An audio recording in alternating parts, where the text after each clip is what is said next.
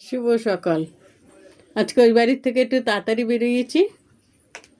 বৌদিকে বলছি আমি বৌদি চলে যাই। তা মানুষের নেচারটা দেখো একটা জিনিস। বলছে এখন কটা বাজে? 8:15 বাজে। আমি যে কী করবো, কাজ তো হয়ে গেছে, বসে থেকে লাভ কি, বরঞ্চ বাড়ির গিয়ে কাজ করি। হ্যাঁ যাও, সন্ধেবেলা তাড়াতাড়ি চলে আসবে। আমি বলি একদিন হয়েছে দেখে রোজই কি আমার তাড়াতাড়ি হবে? তা দেখেছো মানুষের চরিত্রটা?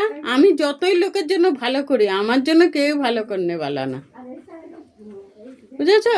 লোকেরটা আমি বুঝেই গেলাম সারা জীবন, আমারটা কেউ বোঝে না। তা যাই হোক, আসার সময় ঠাকুরের জন্য সন্দেশ আর এই যে কাঁচা লঙ্কা কিনে নিয়ে আসলাম, রয়েছে। আবার ভাবলাম নিয়ে যাই, অল্প আছে। তাই এই হচ্ছে, তুমি যতই লোকের জন্য করো ভাই, তোমার কষ্ট কেউ বুঝবে না, বুঝেছ? কেউ বুঝবে না। এই তো হচ্ছে মানুষের আমি তো ইচ্ছে করলে 8টায় রাত্রেবেলা যেতে পারি, আমি বলি না চলে যাই, লোকটা একা একা থাকে, একটু কথা বললে ভালো লাগে।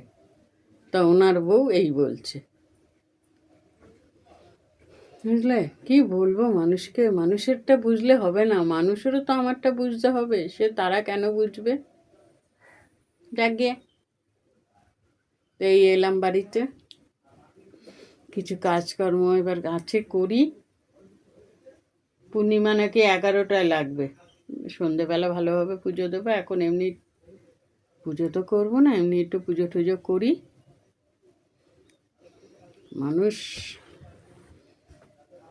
স্বার্থপর, বড় মানুষ স্বার্থপর, নিজেরটা ছাড়া লোকেরটা বোঝে না।